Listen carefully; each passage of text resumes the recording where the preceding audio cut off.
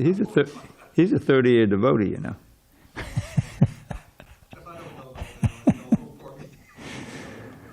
Jaya Radha Madhava Kunja Bihari.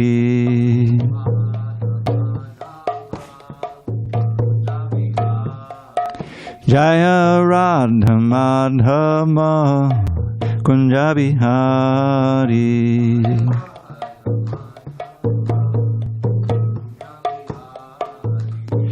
Gopi Jana Vallabha Girivardhari.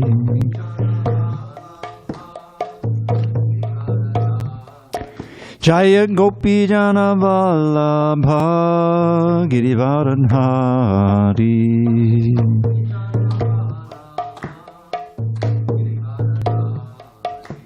Yashodanandana Braja Jana Ranjana. Yashodanandana Braja Jana Ranjana. Yamuna Tira Vanachari. Yamuna Tira Vanachari. Hare Krishna, Hare Krishna, Krishna Krishna, Hare Hare, Hare Rama, Hare Rama, Rama Rama, Hare Hare.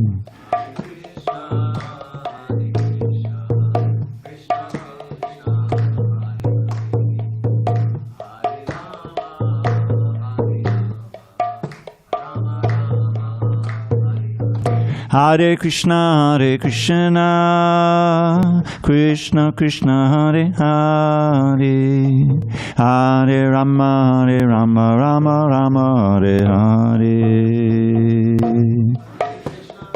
Krishna, Krishna Krishna, Hare Hare, Hare Rama, Rama Rama, Rama Hare Hare. Jaya Radha Madhava Kunja Bihari.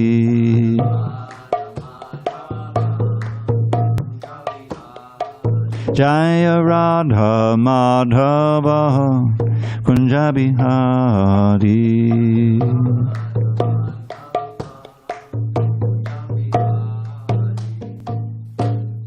Jaya Mishnapad Pranamahamsa Bhagavad-Gita Ashtotar Shri Srimad, His Divine Grace, Srila A.C. Bhaktivedanta Swami Prabhupada Ki Jai.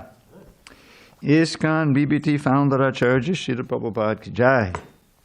Jai Om Vishnupad Paramahansa Bhagavad-Gita Ashtotar Shri Srimad, His Divine Grace Srila Bhakti Siddhanta Saraswati Thakur Ki Jai. Ananta Koti Vaishnavindra Ki Jai. Namacharya Srila Haridas Thakur Ki Jai. Srimad Bhagavad Gita Ki Jai. Samaveda Bhaktivinoda Ki Jai. All glories to the assembled devotees. All glories to the assembled devotees. All glories to the assembled devotees. All glories to Sri Guru and Gauranga.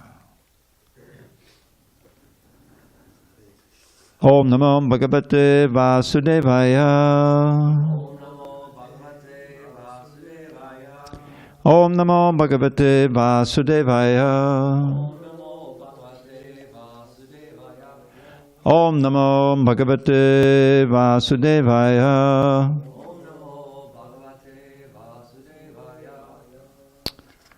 Okay, now it looks like text 18. Yeah. Okay. All right. Oh, hold on here. Back to Chris. And I think that door, you know, the door that swings open, if you can close it and try to encourage them not to speak on the altar, because it's like just speaking in this room. Okay. So let's start again.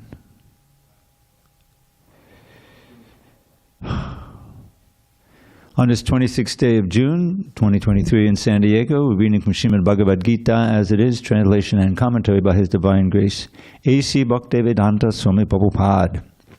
And we are in chapter 18 entitled Conclusion, the Perfection of Renunciation. Text 18 on page 672. Jnanam, Gyeyam, Parigyata, Trivadha, Karmachodana, Karanam, Karmakarteti, Trivadha, Karmasangraha, Jnanam Geyam Parigyata, Trivadha Karmachodana, Karanam Karmakarteti, Trivadha Karma Sangraha, Jnanam Geyam Parigyata, Trivadha Karma Chodana, Karanam Karma Karteti, Trivadha Karma Sangraha, Jnanam Geyam Parigyata, Trivadha Karma Chodana, Karanam Karma Karteti, Trivadha Karma Sangraha. Ishtadev.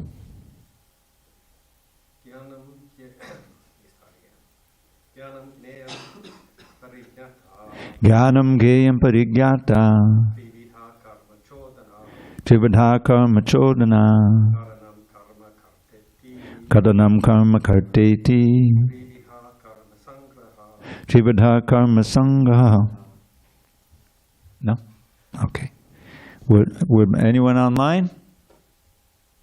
Jnanam Geyam Parigyata, Jnanam Geyam Parigyata, Trivadha Karma Chodana, Trivadha Karma Chodana, Karanam Karma Karteti, Karanam Karma Karteti, Trivadha Karma Sangraha. Trivadha's Karma Sangraha. Word by words. Jnanam, knowledge. Geyam, the objective of knowledge. Parigyata, the knower. Trivadha, of three kinds. Karma, of work. Chodana, the impetus. Karanam, the senses. Karma, the work. Karta, the doer. Iti, thus, Trivadha, of three kinds. Karma, of work. Sangraha, the accumulation. Translation. We're on page 672 at the bottom. 672 at the bottom. Text 18. Knowledge, the object of knowledge, and the knower are the three factors that motivate action. The senses, the work, and the doer are the three constituents of action. Purport. There are three kinds of impetus for daily work. Knowledge, the object of knowledge, and the knower. The instruments of work, the work itself, and the worker are called the constituents of work. Any work done by any human being has these elements. Before one acts, there is some impetus, which is called inspiration. Any solution arrived at before work is actualized is a subtle form of work. Then work takes the form of action. First, one has to undergo the psychological processes of thinking, feeling, and willing, and that is called impetus. The inspiration to work is the same if it comes from the scripture or from the instruction of the spiritual master. When the inspiration is there and the worker is there, then actual activity takes place by the help of the senses, including the mind, which is the center of all the senses. The sum total of all the constituents of an activity are called the accumulation of work. Om Jnana Timirandasya Jnanandana Shalakya Chakshur Unmilitam Mena Tasmai Shri Gurave Namaha. I was born in the darkest of ignorance, but my spiritual master Srila Prabhupada opened my eyes with the torchlight of knowledge. I offer my humble obeisance unto him and all members of Sri Parampara. So Krishna is here analyzing how we do anything. And It begins with some knowledge. Suppose you're hungry. So that's knowledge. I'm hungry. Then you figure, well, how can I solve that problem? Well, we're lucky to have 5 supermarkets within a mile around here. So, say, okay, I'm going to go find some fresh apples. So you have to know where to go. You can go to Sprouts, you can go to Ralph's, you can go Trader Joe's. And then you take help from the senses. You get in the car and you do all the things that lock you into driving, automatic. And you go and you purchase, and at all the times you got to know knowledge. Where is Sprouts? Where is Trader Joe's? Now, of course, after some time, it's habitual. You know it doesn't matter. Of course, you don't have to look at the map or your phone. But you can see how these things are constituents of work. Now, why would Krishna include this in the Bhagavad Gita? Well, it can also, all of these can be what can be called spiritualized. In other words, a devotee, or someone who's studying the Bhagavad Gita, for instance, finds out how you can do things, you can work, as activity, to change your, ultimate situation in life.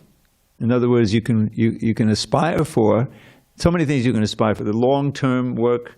I'm getting a degree, but in the meantime, I have to feed the body, have to clothe it, and so forth. Recreation, all these things. There's all kinds of impetuses for work, but there's that main impetus. I'm going to get this degree in medicine or whatever, and become a doctor. So that also decides what you're going to do and what you're not going to do, right? There's always something, when you're doing one thing, you're not doing another. I like to point out, okay, if I'm serious about getting a degree, then I don't look in the catalog of the best party schools to find in America. They have that, knowing that I'll spend a good amount of my time partying rather than studying. No, you look at the schools that have the best teachers and reputation for the degree you're looking for, so you're serious. So, similarly, when you come in touch with the knowledge of Krishna consciousness, and that knowledge can take the form of simply meeting a devotee on the street, then you know something new.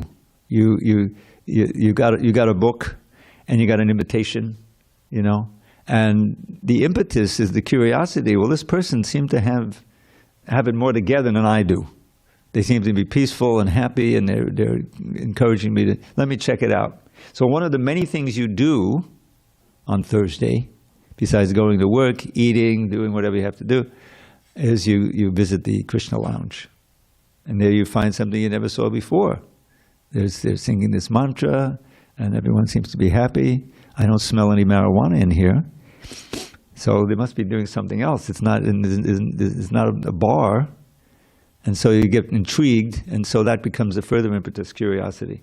So this is an analysis he's giving us of how one works in this world, and for the most part, people stay completely entangled in fruit of work and their reactions and trying to the hard struggle for existence Prabhupada talks about, I mean, you can see it. You just walk down the street and, how many times do you see there's a person, is losing the battle for the hard struggle for existence. They've got a shopping cart, piled with all their stuff, and they're dragging. They also got a suitcase they're pulling, and the poor person is homeless, trying to, they're identified with their little possessions that they have, and if they lose them, then they feel even more at sea, so to speak. So that's a tragic situation. But in every case, there's these impetuses for work based on knowledge, based on your own bodily needs. All of these things go into your work. So in Krishna consciousness, we try to systematically learn how we can act in such a way for our eternal benefit. This whole idea that, at the very beginning of the Gita, such an important concept, which kind of summed up in this one verse, 2:20, Najayate, Mriyate, Va Kadachan. Nayam bhutva bhavitavanabuya. Ajo nitya shashvata yam purano nahanyate hanamane sharire. For the soul, for the self, for the actual you, there's no birth and death at any time. There aren't a whole bunch of new souls coming into being. They already exist, unlimited souls, different situations. And we're unborn, eternal, ever-existing, primeval. We are not slain when the body is slain. Now, slain, of course, they're on a battlefield, so he uses that word. But we're all slain. The body is ultimately slain by old age, disease, accident, whatever it may be. The machine becomes untenable. It just, doesn't work anymore for whatever reason at a certain point in time. So, but you're not dying. There's no death, which is kind of revelatory. If you believe it, it's great. But now, how to realize that? How to work in such a way, how to act in such a way between now and that inevitable time when you're going to leave this body, so that you don't have to take birth again. That's a preliminary goal in the Vedic culture for everybody. You may be a Shaivite, you may be an impersonalist, you may be a Buddhist, but I don't want to take birth again, because this life in this material world is fraught with so many miseries. Dukkali mashashvatam. Krishna, he certifies it. And this material world is a abode of misery, and it's temporary. Even for a while, if you have it together, you're enjoying, it's gonna stop. This can't last. Shashrata means impermanent.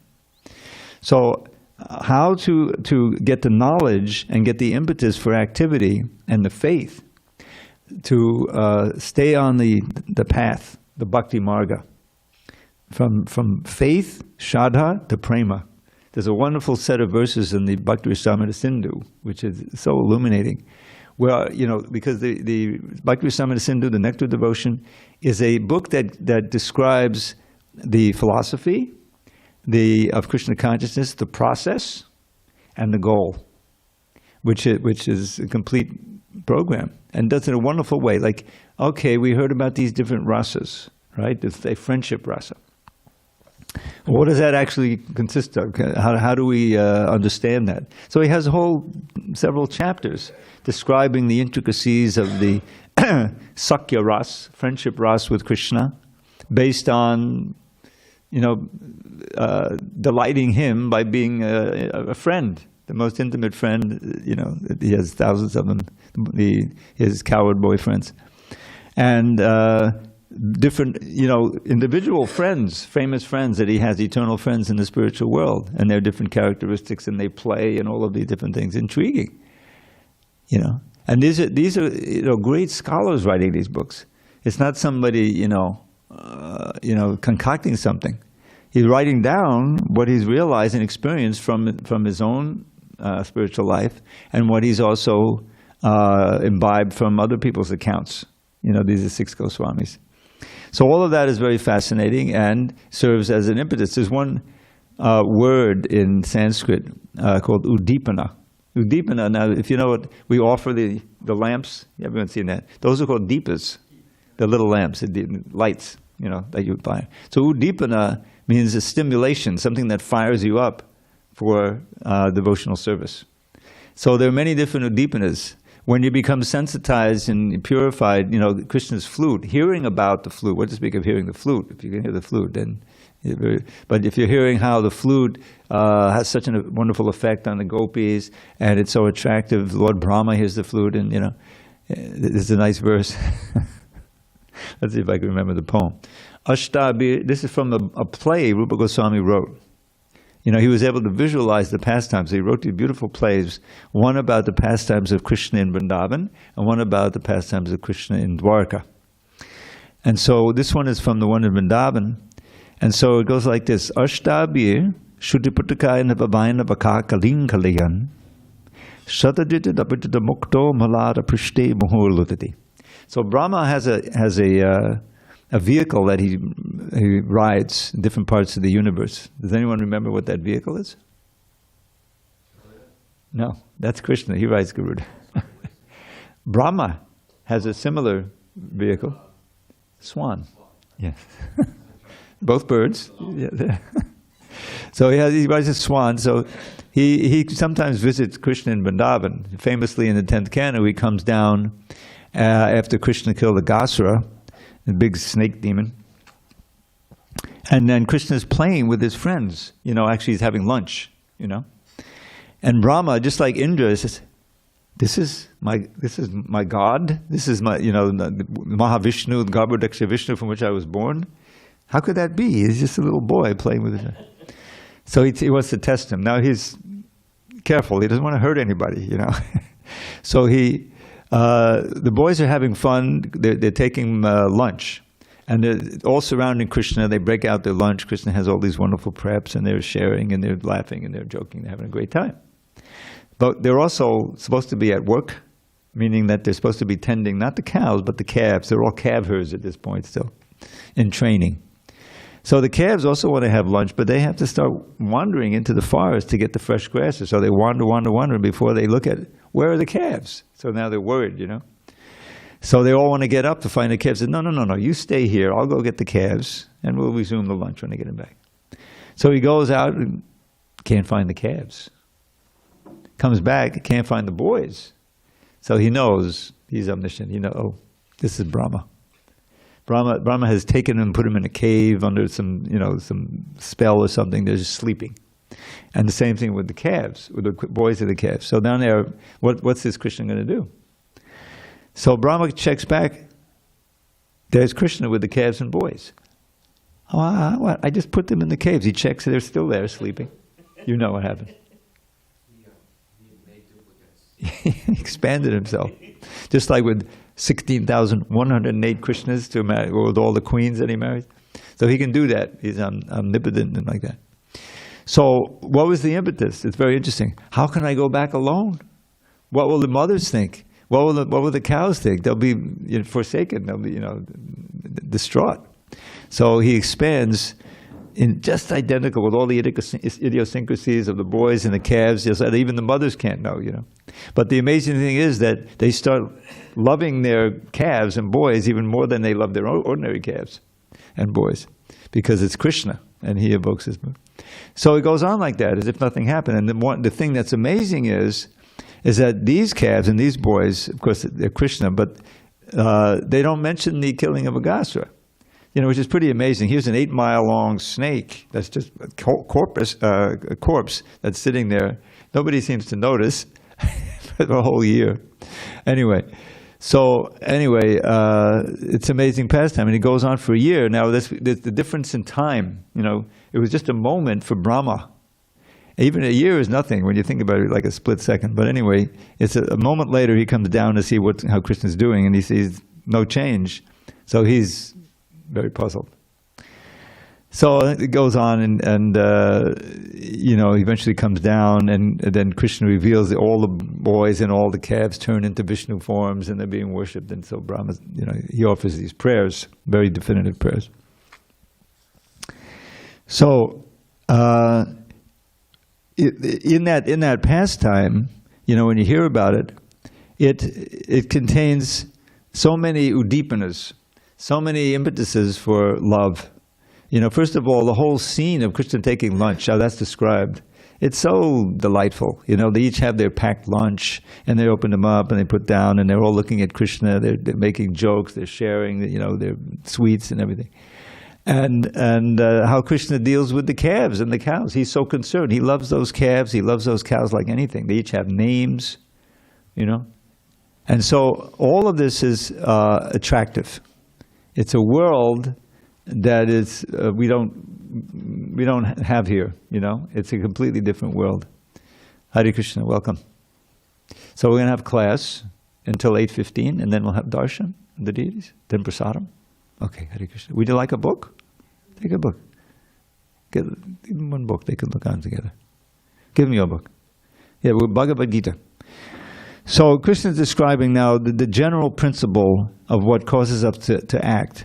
But it gives us a clue about how to decide, okay, what knowledge do I want to cultivate?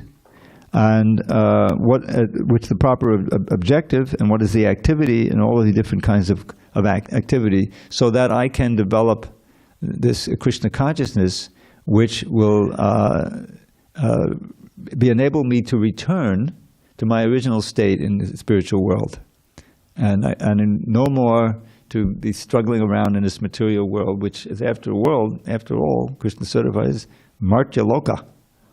It's the world of birth and death. Martya is one of those words in Sanskrit that is obviously a cognate in English. How about a mortuary? You know, mortal. Yeah. My favorite is mortgage. Pay it till you Mortgage. Is that no kidding? Really? I had no idea. I've never had a mortgage. All right, why don't we go on? Never been in debt. All these 75 years. Credit card? No. Debit card. Okay. Text 19, we're on page 673. Jnanam karma cha karta cha tridhaiva guna bhedataha prochate guna sankyane yathavat chinutanyapi. Krishna continues, according to the three different modes of material nature, there are three kinds of knowledge, action, and performer of action. Now hear of them for me. Purport. In the 14th chapter, the three divisions of the modes of material nature were elaborately described. In that chapter, it was said that the mode of goodness is illuminating, the mode of passion materialistic, and the mode of ignorance conducive to laziness and indolence. All the modes of material nature are binding. They are not sources of liberation. Even in the mode of goodness, one is conditioned. In the 17th chapter, the different types of worship by different types of men in different modes of material nature were described. In this verse, the Lord says that He wishes to speak about the different types of knowledge, workers, and work itself according to the three material modes. Okay, let's go on. Sarvabhutesha yenaikam bhavam avyayam ikshate avibhaktam vibhakteshu tagyanam vidnisatvikam. That knowledge by which one undivided spiritual nature is seen in all living entities, though they are divided into innumerable forms, you should understand to be in the mode of goodness. Purport. A person who sees one spirit soul in every living being, whether a demigod, human being, animal, bird, beast, aquatic, or plant, possesses knowledge in the mode of goodness. In all living entities, one spirit soul is there, although they have different bodies in terms of their previous work. As described in the 7th chapter, the manifestation of the living force in every body is due to the superior nature of the Supreme Lord. Thus, to see that one superior nature, that living force, that one superior nature, that living force, in every body is to see in the mode of goodness. That living energy is imperishable, although the bodies are perishable. Differences are perceived in terms of the body. Because there are many forms of material existence in conditional life, the living force appears to be divided. Such impersonal knowledge is an aspect of self-realization. So this seeing the spirit within everyone is kind of a basis for the impetus to try to give people Krishna consciousness. Because in a very real sense, we're all brothers and sisters, right? Well, Krishna says, Sarva yonishu konteya murtiyak sambhavanteha tasam brahma mahadyone aham bija pradakpata. I am the seed-giving father for every living entity. So we're all related, right?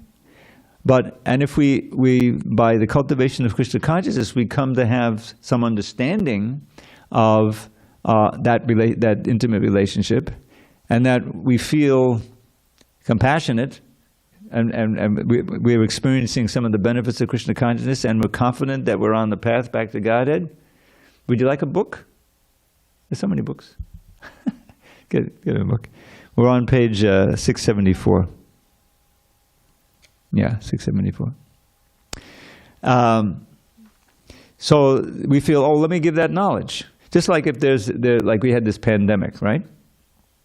So everyone wanted to know, okay, well, what can I do to counteract it? So they worked very hard, assuming that you believe in vaccines. Let's just assume that. And they came up with these vaccines very quickly. And so then we said, okay, you know, the book is touching the floor there. We have knowledge, and now the government provided it for free, right? Because they really wanted to, you know, stop this pandemic from spreading.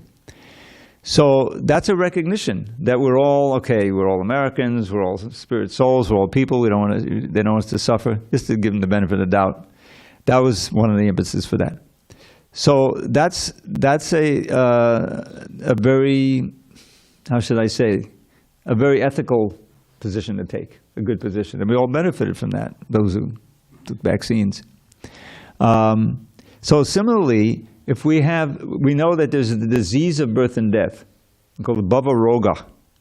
Bhava Roga. Bhava means change, constantly change, birth and old disease. That's a kind of disease condition of the soul. We're not originally like that. We are eternal. I just chanted the verse. Ajat, Nitya, Shashvato, Yam Purano. We are unborn, eternal, ever-existing, and primeval. We don't belong in this ever-changing world of birth and death and threefold miseries and everything. It's unnatural for us.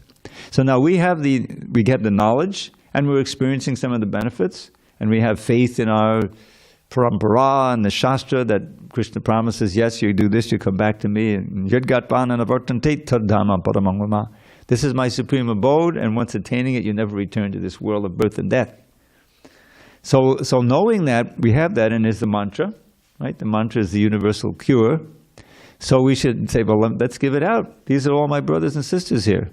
Yes, the dogs and cats are also, but they can't chant. But the people can chant, right? So there's unlimited preaching. So that's the idea, is that when we see through the eyes of Shastra, and that all these people are just souls. They're just like me. We're all in different bodies, yes, different situations, but we share that essential one nature. And therefore, just as I have faith in this process, and I'm experiencing some of the benefits, let me try to give it to others. Give them an invitation, give them some prasadam, the holy name, go out on Harinam, distribute a book, or so many ways.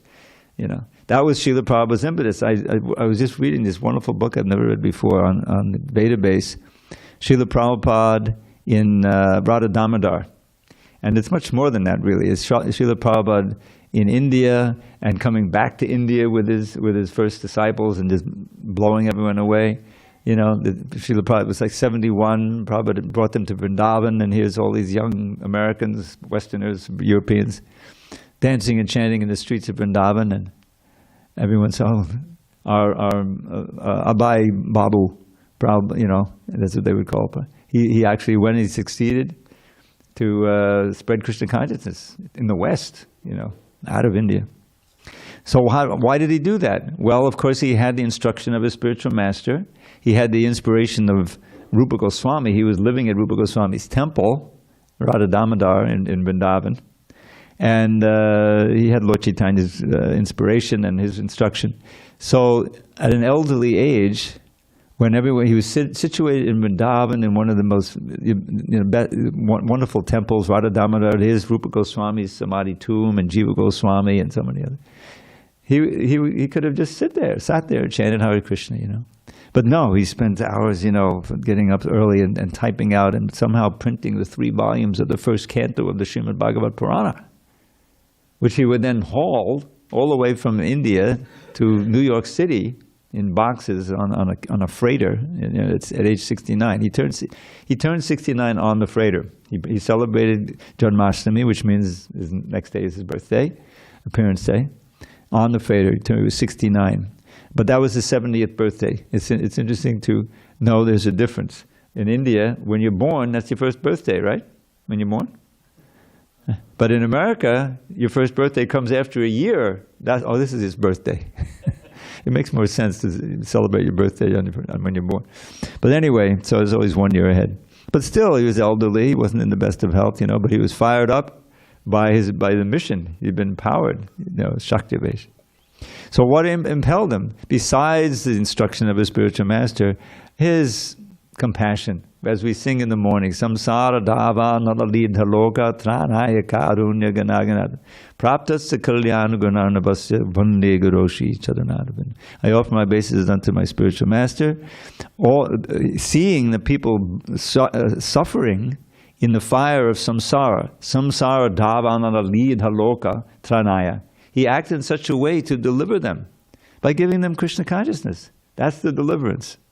Tranaya, and therefore Karunya Ganaganatvam, he has the nature of a cloud of mercy, giving the holy name, the books, his own association, the chanting, the temples, the deities, everything that he was able to manifest by his faith and determination through his disciples.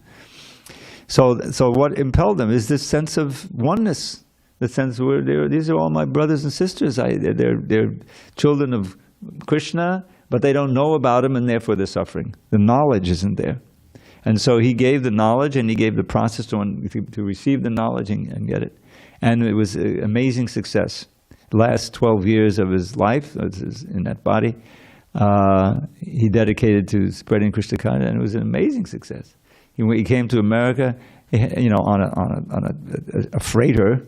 Wasn't built for passengers. And he got so sick on there. He had heart attacks on the plane, on the ship. But Krishna, he had a dream. Krishna said, "I'll take charge of the boat." And miraculously, in hurricane season, September, the Atlantic was very, very smooth, and miraculously. So he survived that, and other health crises, and all because he saw the essential oneness of every human being, and that through ignorance, people are suffering, and he had the knowledge to give them and the means to attain it. So that should be our own vision. It's not a mystery. If this makes sense, why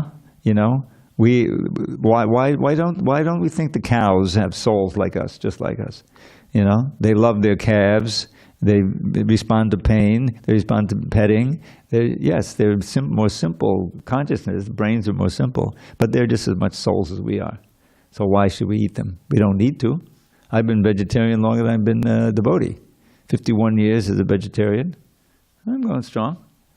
I'm alive. Probably would be more sick if I didn't. So it's completely unnecessary.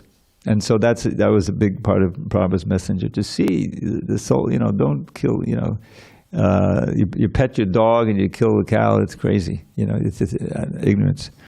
So he was, a perfect example, and we can also see like that. Any comments, questions? Where's the mic? So we didn't bring the mics out. Oh, there's one, he has one. We have somebody, through the YouTube. Yeah, it's interesting that even Time Magazine, it was a couple years ago, just one example, but there's a growing awareness that eating beef and so forth, it's not healthy. People are in denial, but medical science and dietitians are saying, you really shouldn't be eating these things. You might just want to pass on eating animals altogether. But there's a big pushback because people aren't ready to give up that sense gratification. The thing is, it costs more. It's bad for your health, and it's one of the main causes of greenhouse gases. It's a perfect example of the lower self winning over the higher self. And that was another wonderful thing about Prabhupada. He was such a great cook that when he started that Sunday feast, they would pack it in for the feast, and it's spiritual food. It's spiritualizing. It's attracting you to Krishna, and it's allowing you to really see. I don't need to eat meat. I just eat pakoras. Hare Krishna. All right, let's go on. So is it 21? I think we're at 21, right? Pratakvena tu yajnanam nana bhavan pratagvidhan veti sarveshu bhuteshu tajnanam vidyarajasam. That knowledge by which one sees that in every different body there is a different type of living entity, you should understand to be in the mode of passion. Purport. The concept that the material body is the living entity and that with the destruction of the body the consciousness is also destroyed is called knowledge in the mode of passion. According to that knowledge, bodies differ from one another because of the development of different types of consciousness. Otherwise, there is no separate soul which manifests consciousness. The body is itself the soul, and there is no separate soul beyond the body. According to such knowledge, consciousness is temporary. Or there are no individual souls, but there is an all-pervading soul which is full of knowledge, and this body is a manifestation of temporary ignorance. Or beyond this body there is no special individual or supreme soul. All such conceptions are considered products of the mode of passion. So this, you can see how this is leads to nationalism, racism, ageism, all kinds of isms based on the body. Because if you take the body to be the self, that's gross ignorance. And so, and the mode of passion is, the reason why we're here. Because when you're governed by the mode of passion, that means the senses have taken over, and that's your prime impetus for action, is your desire to please the senses. We've been discussing the impetuses. And the development of Krishna consciousness, beginning with the chanting, which allows you to get a different focus for your consciousness, rather than just the impetuses of the senses and the mind that are gathering, makes this knowledge that much more real for you, and you can understand. You can you can experience happiness which is not based on sense gratification. The chanting of Hare Krishna, if you learn to taste the holy name, and it's, what is it? There's so many verses. Madhura Madhuna Metan, Mangalam Mangalanam, Sakala Nigama Valli, Satpalam Chit Swarupam, Sakadabi Padigitam, Shaddaya Heliava, Bhagavadgita Matram Tadi Krishna Nama. Of sweet things, it's the sweetest you will taste at any time. Of things that bring good fortune, it's the perfect paradigm. Of things that, of all the Vedic writings, it's the transcendental fruit, the very form of spirit, unalloyed and absolute. When uttered even once with faith, or uttered once with none, from birth and death it surely will deliver anyone. And in the end it brings pure love for Krishna, life's true aim. So cast away all doubt and chant Shri Krishna's holy name. There's a little poem on the basis of that verse. But that idea that it's sweet, sweet, because when we chant, we may not experience it like that at first. But the more that you purify the senses, it becomes more and more attractive. And that's why you have these verses and so many others that describe, like Bhadri Maharaj gave a class and he quoted one of my favorite verses by Rupa Goswami. He's describing his own experience of the holy name. And he's saying, Tunde tanda manida tingbatanute tundavali labdhaye karna kroda kadam manigitayate karnarbude bhyakspiham chetak prangana sangini vijayate sarvendriyanam kutim no jane janitaki yadbidamitai krishneti varna dvahi. He's saying, I do not know. So now you have to visualize, he's a consummate sannyasi. He's given up a position. He had a position as the finance minister in the government. His brother was the prime minister, Sanatana Goswami. And they came from a very nice Saraswat Brahmin family. The reason why they took the position in the Muslim government at that time of Bengal was because the king was threatening to oppress the Brahmins and Vaishnavas unless they joined. Says, okay, we'll become part of the government. They weren't, but they had so much influence and they accumulated so much wealth and position. Very competent, very intelligent. But then Lord Chaitanya came and visited them, and they completely became dedicated to him. Famously, they offered obeisance and uttered this prayer, some of you may know, Namo Mahavadanyaya Krishna Prema Badayate Krishnaya Krishna Chaitanya Namne Gauratujaye Namaha. I offer my obeisances unto the most munificent avatar, most generous. Why? Because he's freely giving the greatest jewel, Prema, Krishna Prema Badayate. And he's named Krishna Chaitanya, but he's Krishna himself. Krishnaya Krishna Chaitanya Namne Gauratujaye Namaha, with the golden complexion. So then Lord Chaitanya, you go to Vrindavan, Go renounce everything. Go to Vrindavan and write books, because there was Gaudiya Vaishnava philosophy and based on the Shastra, and excavate all the different pastime places, because Vrindavan had become overgrown. It wasn't no one knew what it was really. So they started pointing out all the different places of Krishna's Leela.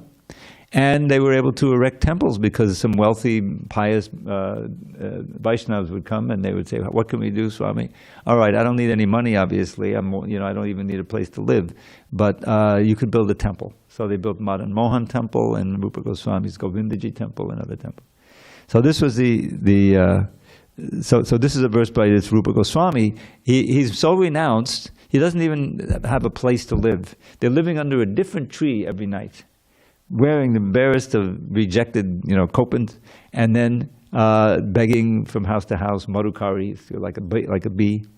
But he's describing his experience in chanting the holy name. He says, "I don't know how much nectar these two syllables, Krishna, have produced." We're giving them out freely.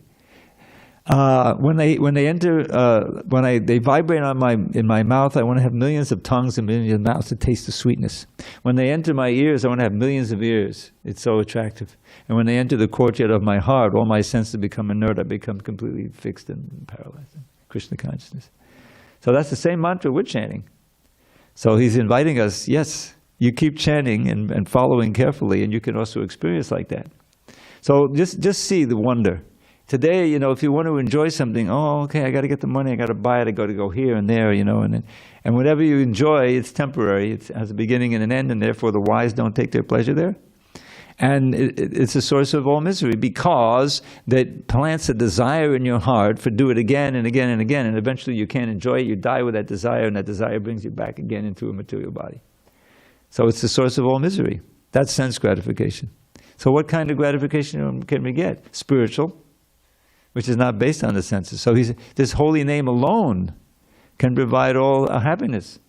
And you're getting old, that's cool. Hare Krishna, as long as you can. Doesn't matter how old you are. He has a question or a comment. Give him the mic. We should have brought 2 mics.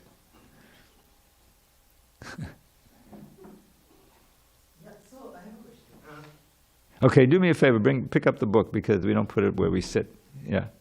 Yeah, so I have a question that, so the fact that people work is based on the fact that there is a sense of gratification at the end of it, right? Like, either they run away from pain or they go towards pleasure. For example, like if I do a work, if I'm successful, like I give my best to be successful because that gives me a pleasure. The success gives me a pleasure. Yeah, and they give you money too, so you can pay your rent. Yeah, or if I am not able to eat, I work.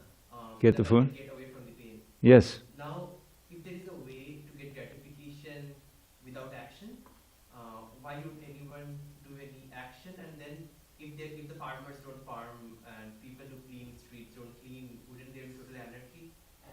If there is a set of gratification without First thing is, you don't have to worry about it. There's always going to be millions and millions of people who are not Krishna conscious, and they'll be paid to sweep the streets and stock the supermarkets. The point is that we're not going to become inactive. That idea that you can be happy just meditating on the Supreme Brahman and not acting, that's not for real. You'll fall down from that. Because by nature, we're active. We have spiritual senses, we have a spiritual mind, we have spiritual activities that don't lead us to suffering, but actually are part of our eternal Swarup in relation to Krishna, Siddha Swarup. And so that's what we want to strive for. We have to be convinced that this world that we're in and this consciousness we're in is artificial. This is a superimposition on the soul, and it's because we turned away from Krishna. We decided we want to be independent controllers and enjoyers, But that's not our constitutional position, and so we're given a place in this material world to enact that charade, but then we find we're suffering.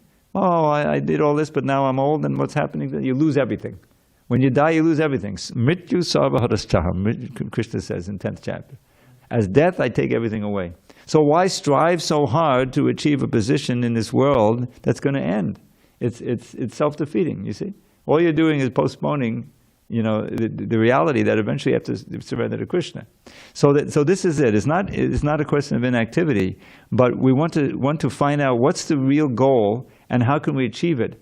And that means to get faith by reading the books and studying the lives of the great saints like Srila Prabhupada and his forebears who achieved that. Rupa Goswami, he had it all, gave it all up. Chakvaturnamashi, he immediately gave it up. Ashesha Mandalapati Sheni, of all of this that you can imagine, in being the prime minister of the government. Somebody gave it up in a minute because Lord Chaitanya was there. He showed them what real love of God is. So we should be inspired to do that, and not to give up activity, but act in a different way that brings us, that is not material, and therefore doesn't produce any karma, reaction, but rather produces ultimately pure love for God. All right, we're going to have an artik in a minute now, but I wanted to read another poem, if you'll allow me. We will resume tomorrow at the same time, 7:15, with text 22, I believe. Yes. All right, I'll leave that there. So this is a verse that Rupa Goswami wrote near the beginning of his Leela Chanda, which is a wonderful summary of Krishna's Vrindavan Leela in Sanskrit. And he's describing the benefits of immersing oneself in descriptions of Krishna's pastimes. So he says, Mulot kata badayani babatador Krishnanya tishnak shayat. Kelad bhima nichukkabaka nichayaracham yamana muhu. Karnanandi kalasvana bahatume jivatati prangane gunatungadasavadistapakatha piyusha kalloline. Words that tell of your glorious deeds are a river of nectar, O Lord of my heart. And from those who drink deep at that river, desires for other words quickly depart. Sages they are, chakravaka birds playing. Those who drink at the river of talks about you, are brooding the huge tree of birth and death and rebirth. That river, their faith, ever freshens anew. Waves churn that river, exchanges of love as you sport with your dear ones, your pure devotees, bubbling and rippling and murmuring sweetly. That stream delights all with divine melodies. O Krishna, O fount of sweet nectarous pastimes, O you whose great deeds should be heard and then sung, may the river of poetry limning your glories flow into my heart and then over my tongue. And then he starts describing Krishna's Leela. I'll just give you a little taste of the Sanskrit. Nija Mahamamandali, Vadavasati Lochanam, Vadanabidamadali, Ramadabidalochanam, Subhadabhidana, Janakut Kautakam, Nikala Pashupavali, Samapatiti Yautakam. It's all describing Krishna's birth, and it goes like that. So sometimes my desire is, before I leave this body, to put this into poetry, English poetry, so you can remember Krishna's pastimes anywhere you like, And like he has one of my favorite verses, Navishashalila Langatahayana Garga Vishkatanama Nasayana Ringanamanda Nandanaketa Namunani Matapa the Gorka the Chaitana. After little baby Leela, in which he killed the Putana demon, killed the Shakatasha, killed Trinavarta, Gargamuni came to Vrindavan to give the names for Krishna. So Navashishu Leela, that Navashishu little baby Leela, Garga came to give the nectarian names of Krishna. And then here's a line that just stays in my mind. That with his crawling, he decorated the courtyard of Nanda Maharaj and delighted all the residents of Vrindavan with this beautiful aspect. All glory to Srila Prabhupada. Hari Hari Bol. Thanks for listening. And in a few minutes, we will have this kirtan and arti. And you're all invited, including you, Ishtadev, tomorrow, if you can. Yes, please. Thank you, Jesse.